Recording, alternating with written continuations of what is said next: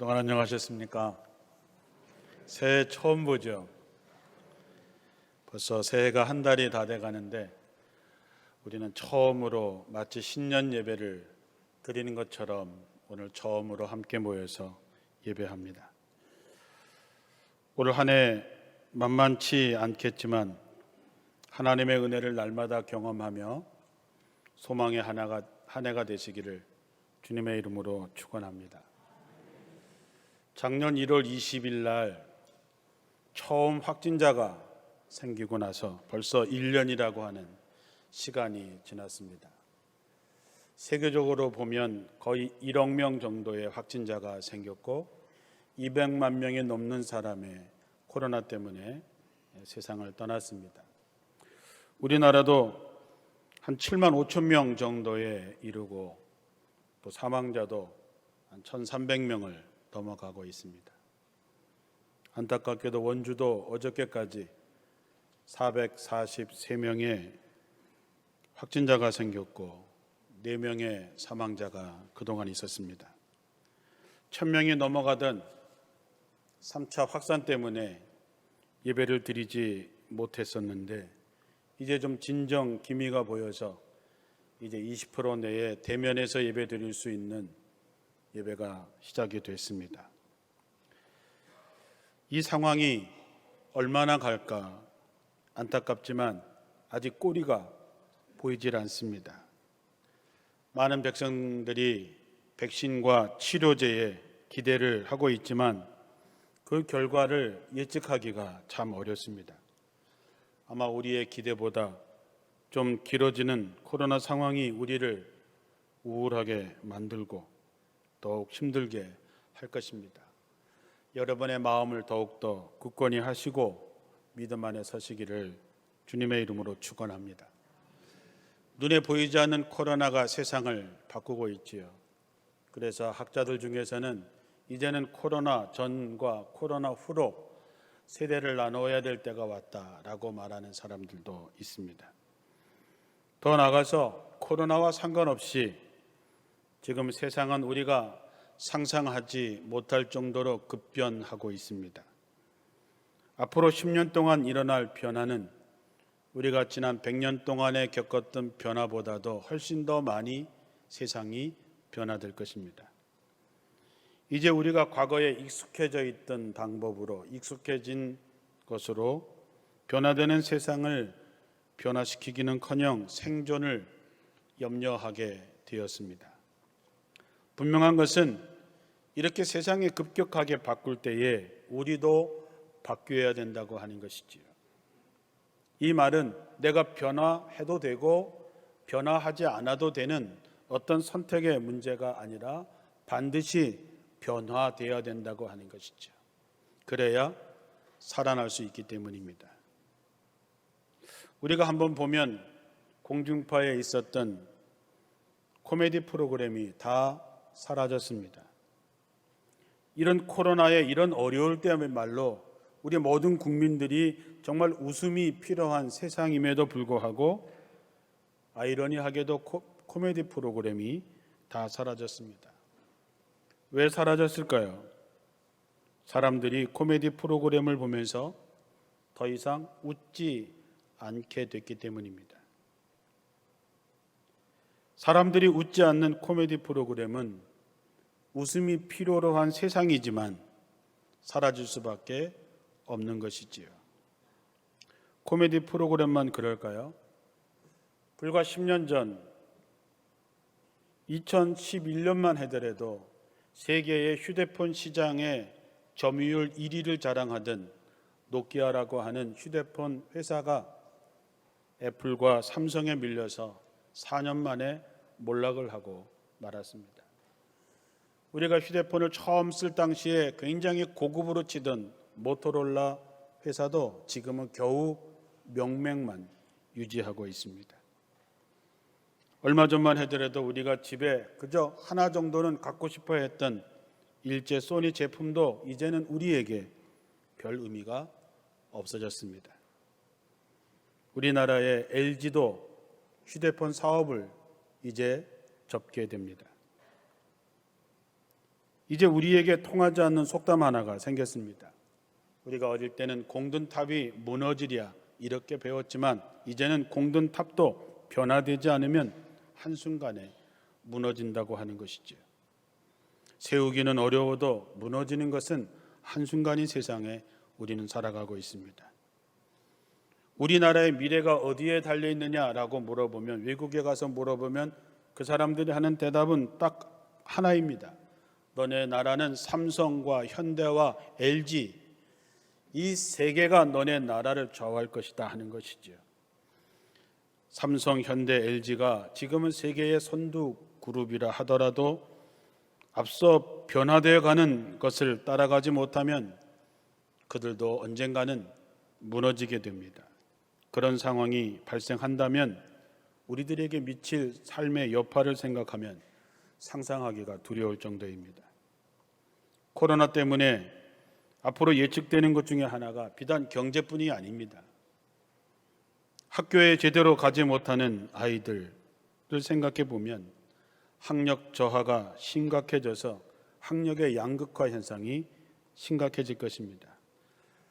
그 와중에 학력 관리를 잘 받는 아이와 그렇지 못한 아이가 학력 차이가 시간에 가면서 점점 커질 것이고 그것은 그 아이들의 미래에 큰 영향을 줄 것입니다. 교회라고 다를 것이 없습니다. 우리도 마찬가지입니다. 지나간 1년 동안 여러분의 신앙생활의 수준은 어떻게 달라졌습니까? 지금 1년을 지나면서 예배를 드렸다 못 드렸다 비대면 대면 그런 예배들이 반복이 되면서 그동안 여러분의 신앙의 수준은 어느 정도가 되었는지를 한번 점검해 보시라고 하는 것이지요. 우리가 좀 더 집중하지 못하고 성실하지 않으면 자기도 모르게 약해져서 우리는 넘어질 수밖에 없습니다. 우리가 식사가 불규칙하든지 운동을 부실하게 하면 건강이 나빠지는 것처럼 우리의 영적인 힘도 다를 바가 없습니다. 코로나의 상황은 우리의 신앙의 양극화를 가져올 것입니다. 정말 영적인 것이 중요한데 어떤 사람들에게는 신앙이 그 사람의 삶의 우선순위가 아닐 때가 있습니다. 그러면 때가 되고 바람이 불고 홍수가 나면 그의 무너짐은 심각하게 된다고 하는 것은 자명한 일입니다. 그래서 교회는 여러분에게 계속해서 권면해 왔습니다. 한울 양식을 꼭 사셔서 매일 예배를 드리십시오. 성경을 통독하십시오. 하루에 3번 기도하고 하루에 성경 3장 읽고 우리가 서로 얼굴을 마주하지 못하지만 적어도 하루에 3명 정도 이상은 서로 전화로 교제하고 서로 기도해 주십시오. 예배가 열리면 꼭 참석하십시오. 이렇게 권면했습니다. 여러분, 코로나를 염려하지 마시고 예배의 자리를 잘 지켜내셔야 됩니다. 제 말을 명심해야 됩니다. 우리가 게을러지고 불성실해지면 넘어지고 무너질 수밖에 없습니다. 116년 전통을 자랑하는 원주 제1교회도 예외가 될 수는 없습니다. 마태복음 10장 28절에 예수님께서 몸은 죽일지 몰라도 영혼을 죽이지 못하는 이들을 두려워하지 말라. 몸도 영혼도 둘 다 지옥으로 던져서 멸망시킬 수 있는 분을 두려워하라 그랬습니다. 코로나를 두려워하지 마십시오. 코로나 때문에 우리의 영혼이 죽으면 안 되기 때문입니다. 사랑하는 성도 여러분, 저는 오늘 여러분들에게 진지하게 한번 묻고 싶습니다. 우리가 인생을 살아가면서 믿음이라고 하는 것이 여러분의 인생의 답이 되고 있습니까? 아니면 우리의 신앙생활 하는 것이, 우리의 믿음이라고 하는 것이 우리 인생을 살아가는데 좀 답으로서 좀 부족하다고 느끼십니까? 하나님께서 여러분의 인생의 여정에 충분한 답이 되느냐 안 되느냐를 묻고 있는 것입니다. 이제 코로나 상황이 지속되면서 여러분은 어떤 고백을 하시겠습니까? 나는 하나님 한 분만으로 나는 충분합니다 라고 고백할 수 있습니까? 아니면 뭔가 좀 부족해서 다른 어떤 것이 필요하다고 생각하십니까? 만약에 하나님이 아닌 다른 것에 여러분이 힘을 얻고 그것에 의지하고 살아가는 사람은 그에게서 주님이 그를 떠나셔도 결코 그것을 깨닫지 못하게 될 것입니다.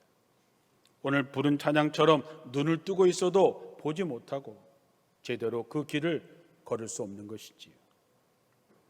신앙은 거기서 판가름 나는 것입니다.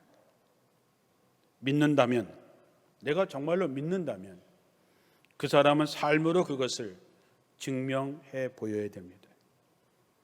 우리가 신앙의 증인으로서 사람들에게 보여줄 수 있어야 되는 것이죠. 우리의 믿음이 삶으로 증명돼야지 자기 주장, 자기 말로 그것을 주장해서는 안 된다고 하는 것입니다. 오늘 본문에 나오는 사도 바울의 변화된 삶의 고백을 한번 나누겠습니다. 사도 바울은 우리가 잘 알다시피 세상적으로 부러워하는 것은 다 갖고 있던 사람이었습니다. 그런데 그가 오늘 말씀에 자기가 그렇게 자랑하던 것, 자기가 그렇게 아끼던 것, 자기에게 유익을 준다고 생각했던 모든 것을 쓰레기처럼 버렸다. 이것은 무엇을 의미할까요? 왜 자기가 그렇게 자랑하던 것, 자기에게 유익이 준다고 생각했던 것, 자기가 남한테 정말 보여주고 싶은 것들을 왜 쓰레기처럼 버렸을까요? 그것은 자기가 그렇게 자랑하던 것보다 훨씬 더 귀하고 훨씬 더 가치 있고 훨씬 더 값진 것을 찾았기 때문입니다. 바로 그것이 뭐냐? 영원한 생명, 부활의 영생인 것이지요. 그것을 찾고 나서 사도 바울은 자기 인생의 답을 찾은 것입니다. 세상에 이것보다 더 귀한 것은 없다는 것이지요. 그러니 잠시 있다가 결국 사라져버릴 세상이 주는 답은 다 버릴 수 있었던 것이지요. 그리고 이제 자기는 그 영원한 상을 얻으려고 오직 주님만을 바라보고 달려가는 인생을 살겠다고 하는 것입니다. 여러분은 안 그러시겠습니까? 당연히 그러시겠죠. 왜? 그 가치를 알면, 그 귀한 것을 알면, 그것이 얼마나 값진 것인지를 알면 자신의 모든 것을 버리고서라도 그것을 얻을 것입니다. 그것이 변화의 시작입니다. 우리가 예수 그리스도를 구세주로 믿는 삶은 절대로 세상에 줄 수 없는 전혀 새로운 삶입니다. 예수 그리스도가 나의 구주가 된다고 하는 것은 죽음에서 생명으로, 지옥에서 천국으로 바뀌어지는 놀라운 사건입니다. 그런데 이상하게 여러분은 이런 말을 들어도 전혀 놀라지 않습니다. 저는 전혀 놀라지 않는 여러분을 보면 내가 정말 깜짝 놀랍니다. 어떻게 이런 일을 가지고 놀라지 않을 수 있을까? 사도 바울은 자기가 자랑하던 모든 걸 다 쓰레기처럼 버리고 오직 부름의 상, 주님만 바라보고 산다고 하는데, 여러분은 전혀 흔들리지 않는 모습을 보면 제가 참 놀랍습니다. 그런데 생각해 보면 우리는 우리의 상상을 넘어서는 일에는 별로 놀라지 않습니다. 한번 생각해 볼까요? 여러분, 우리가 예배하는 동안 이 지구는 뭘 하고 있을까요? 여러분, 우리가 이렇게 앉아있는 이 시간에 지구는 1시간 동안에 1669km를 속도로 이렇게 자전을 하고 있습니다. 가끔씩 어지러움 느끼시는 분 계시죠? 그분들은 예민한 분들이고 나머지 분들은 다 무디신 분들입니다. 이렇게 1시간에 1669km의 속도로 이렇게 회전을 하면서 저 태양을 향해서 얼마의 속도로 날아가는 줄 아십니까? 이 큰 지구 덩어리가 1시간에 10만 8천 킬로를 갑니다. 10만 8천 킬로 그러니까 감이 안 오시죠? 지구가 4만 킬로입니다. 한 바퀴 도는데 4만 킬로. 그러니까 1시간 동안에 이 큰 땅덩어리, 이 지구가 태양을 향해서 이 우주를 1시간에 지구를 2바퀴 반 도는 그 거리를 날아가고 있다고 하는 것이죠. 그래도 안 놀라시죠? 왜? 못 느끼니까. 우린 전혀 못 느끼죠. 1시간에 1669km로 돌면서 1시간에 지구 두 바퀴 반의 거리를 날아가는 이 지구를 우리는 느끼지 못하니까 놀라지 않습니다. 이래서 우리가 해가 동쪽에서 뜨고 서쪽으로 지고 봄, 여름, 가을, 겨울을 우리가 맞이하는 것인데, 그런데 우리는 대부분 느끼지 못해서 놀라지 않습니다. 그런데 여러분, 우리가 죽음에서 생명으로 얻게 됐다는 것, 지옥에서 천국으로 가게 됐다고 하는 것은 이것보다 더 엄청난 기적 중에 기적입니다. 천하보다 귀한 생명을 얻었기 때문입니다. 다시 말씀드리지만 예수님을 나의 구세주로 믿는다고 하는 것은 내가 하나님의 나라의 백성이 됐다라고 하는 것입니다. 구원의 백성이 됐다고 하는 것이죠. 옛사람을 벗어버리고 새로운 나라의 국민이 되었다라고 하는 것입니다. 내 삶의 주인이 바뀌었다고 하는 것입니다. 내 가치관도 바뀌는 것이고 내 모든 것이 새로운 존재로 바뀌는 것입니다. 사도 바울은 고린도후서 5장 17절에 이제 우리가 그리스도 안에 있으면 누구든지 새로운 피조물이 됩니다.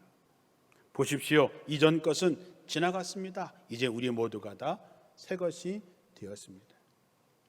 이게 예수님을 구세주로 모신 사람의 변화된 모습입니다. 또한 우리가 하나님의 자녀가 된다고 하는 것은 이제 혼자가 아니라고 하는 것입니다. 하나님이 세상 끝날까지 우리와 함께 하시겠다고 약속하셨습니다. 우리를 끝까지 책임지시겠다고 하는 것이죠. 우리가 그동안 인생을 살면서 여러분 개인적으로나 또 우리 교회나 나라가 여러 가지 어려움들을 겪어왔습니다. 그러나 우리 구원자이신 주님께서 함께 하시기에 우리는 이 모든 일에 넉넉하게 이길 수 있다는 믿음으로 사는 것이지요. 로마서 8장 37절에 이 모든 일에 우리를 사랑하시는 이로 말미암아 우리가 넉넉히 이기느니라 그랬습니다. 우리는 못 이깁니다. 우리는 이길 수 없습니다. 그러나 우리를 사랑하시는, 우리를 자녀 삼아주신 그분 때문에 우리는 이 어려움을 넉넉히 이길 수 있다는 것이지요. 사랑하는 성도 여러분, 이 코로나의 상황은 쉽게 끝나지 않을 것입니다. 그러나 우린 주님 안에서 소망을 갖습니다.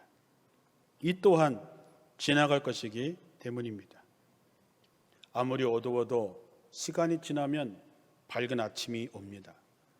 겨울이 아무리 추워도 시간이 지나면 봄이 오는 것처럼 이 또한 지나가고 우리에게 좋은 날이 올 것입니다. 우리 교회는 지난 1년 동안 참 잘 견뎌 왔습니다. 매일 아침마다 새벽마다 홀로 일어나서 원주지역의 모든 성도들을 위해서 기도할 때마다 애굽에 탈출하기 전에 어린 양을 잡아 문설주를 받았을 때마다 죽음의 그림자가 그 피가 칠해져 있는 그 집을 건너간 것처럼 저는 여러분들에게 그리스도의 보혈로 여러분의 각 가정 자녀들 위해 함께 하셔서 코로나의 위협으로부터 벗어나게 해달라 기도했는데 1년 동안 정말 생각해 보면 그저 하나님께 감사하고 또 감사할 일입니다. 앞으로도 우리는 계속해서 기도할 것이고 여러분의 모든 삶의 세밀한 부분을 주님께서 지켜주실 줄로 믿습니다. 더욱더 어려울수록 하나님께만 기도하고 하나님만 바라볼 때 하나님의 역사가 여러분과 함께 하시기를 축원합니다. 사도 바울이 두 번째 고백을 합니다. 이제 내가 모든 것을 이미 얻었다고 생각하지 않습니다. 나는 완전해졌다고 말하지 않습니다. 다만 그리스도 예수님이 나를 위해서 마련해 주신 그 상을 받으려고 나는 달려갑니다. 형제자매 여러분, 나는 뒤에 있는 것은 다 잊어버리고 이제 앞에 있는 것을 잡으려고 나는 하나님의 부름의 상을 목표로 나는 달려갑니다. 자, 이제 여러분의 눈을 들어서 주님을 바라보십시오. 우리 주변의 좌우를 보면 코로나, 경제 여러 가지 면에서 정말로 암담하고 걱정됩니다. 그러나 우리들의 시선을 들어서 주님을 바라보십시오. 내가 세상 끝날까지 항상 너희와 함께 하리라고 하셨던 주님을 바라보십시오. 내게 능력 주시는 주님을 바라보십시오. 그러면 주님께서 우리를 위로해 주실 것입니다. 우리에게 용기도 주시고 감당할 수 있는 능력도 주셔서 이 어려움을 능히 이겨내게 하실 것입니다. 불안한 마음도 주님께 맡기시고 염려도 맡기시고 주님께 다 맡기셨을 때에 만만치 않은 세상이지만 광야를 40년 동안 갈 때마다 지키고 인도하셨던 하나님의 역사가 우리들의 삶에 세밀하게 구체적으로 역사하실 줄로 믿습니다. 우리는 약하지요. 그러나 주님은 강하십니다. 우리는 부족하지만 주님은 전지전능하신 분이 아닙니까? 우리는 여리고 연약하지만 우리의 주님의 힘은 무궁무진하셔서 우리가 주님을 바라보는 한 우린 절대로 길을 잃어버릴 수 없습니다. 그래서 우리의 인생의 답은 오직 주님뿐인 것이지요. 2021년을 맞이하면서 매주 주님께서는 제게 격려해 주는 말씀이 있습니다. 이사야 41장 10절입니다. 모세에게 했던 것처럼 여호수아에게 했던 것처럼 저에게도 말씀하시고 여러분에게도 말씀하라 하십니다. 그 말씀은 이런 것입니다. 좌라나 우라나 치우치 말아라. 기웃기웃대지 말아라. 내가 너와 함께 하겠다. 나의 오른손으로 너를 붙들고 갈 테니 두려워하지 말고 염려하지 말고 오직 앞을 향해서 나를 향해서 너희들이 오기만 하면 된다는 것이지요. 이 말씀을 외우셔서 하루에 몇 번이나 암송하시고 또 자기 자신에게도 선포하시고 아이들에게도 선포하십시오. 성경은 분명히 우리에게 말하고 계시지 않습니까? 여호와는 나의 목자십니다. 국가든 개인이든 누구든 주님만 목표로 하고 주님만 바라보고 오늘 말씀에 있는 대로 뒤의 것은 다 잊어버리고 예수님만 바라보고 예수님만 잡으려고 달려가는 경주자가 된다면 우리는 승리하게 되어 있다는 것이죠. 다시 강조해서 말씀드리지만 우리의 승리의 비결은 예수 그리스도입니다. 어려움은 어려울수록 더욱더 예수 그리스도입니다. 잘 사는 비결도 예수 그리스도죠. 구원의 비결도 예수 그리스도입니다. 죄사함을 받는 것도 예수 그리스도입니다. 우리가 무엇을 자랑하고 무엇을 가졌다 하더라도 오직 예수 그리스도를 높이고 예수 그리스도만 바라보기를 축원합니다. 여러분이 갖고 있는 지식이 메시아일 수 없습니다. 여러분이 갖고 있는 돈이 여러분을 구원할 수 없습니다. 세상의 권력이 아무리 좋아도 권력이 우리의 구원일 수 없습니다. 그래서 우리의 시선을 분명히 하자는 것입니다. 주님만 바라보라고 하는 것이죠. 풍랑이 있는 바다에 걸어오시는 예수님을 보고 베드로가 이렇게 외쳤습니다. 만일 주님이시거든 나를 오라 하소서. 주님이 오라고 했을 때에 풍랑 불고 그 파도 치는 그곳에서 기적적으로 베드로는 예수님을 바라보고 갈 때에 무리를 걸을 수 있었습니다. 그러나 베드로가 한순간에 풍랑과 파도에 마음이 빼앗겼을 때, 시선이 빼앗겼을 때 그는 물에 빠질 수밖에 없었습니다. 우리도 마찬가지입니다. 여러분이 좋아하는 복자라고 하는 한자를 한번 마음속에 그려보십시오. 그리고 여러분이 싫어하는 화라고 하는 것을 한번 그려보십시오. 복자와 화자에는 모두 볼시라고 하는 변을 가지고 있습니다. 이 말은 복과 화는 모두 보는 것과 관계가 있다고 하는 얘기가 되겠지요. 내가 무엇을 보느냐에 따라서 복이 될 수도 있고 화가 될 수도 있다라고 하는 것이죠. 예수님이 하신 말씀도 그것입니다. 예수님을 어떻게 보느냐에 따라서 어떤 사람은 구원을 얻게 되고 어떤 사람은 멸망에 이르게 되는 것이지요.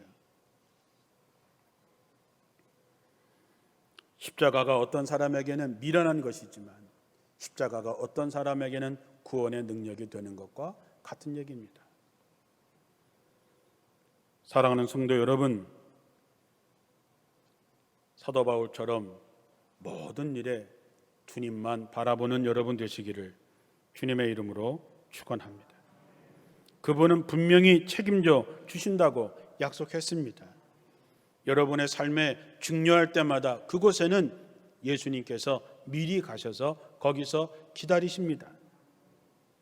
내가 정말로 건널 수 없는 강 앞에 쩔쩔매고 있을 때 예수님께서는 우리의 뱃사공으로 기다리고 계십니다. 캄캄해서 내가 어디로 가야 할지 모를 때에 주님은 내게 등불을 들고 서 계십니다. 주님이 함께 하시면 우리는 갈 수 있습니다. 산도 넘을 수 있고 강도 건널 수 있고 주님이 함께 하시면 어디든지 우리는 건널 수 있습니다. 사랑하는 성도 여러분, 교회에서 여러분에게 하라고 하는 것이 어렵습니까? 성경을 통독하고 매일 가정 예배를 드리고 하루에 3번씩 기도하고 매일 새명교 교제하고 하루에 3장씩 성경 보는 것이 어렵습니까? 제 생각에는 교회에서 하라고 하는 것은 땅 짚고 헤엄치기입니다.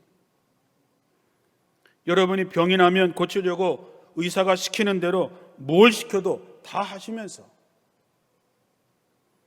우리가 이 세상에 살면서 자기 재산, 인생 몽땅 걸고 살면서 우리가 영원히 사는 길을 걸어가는 게 뭐 그리 어렵습니까?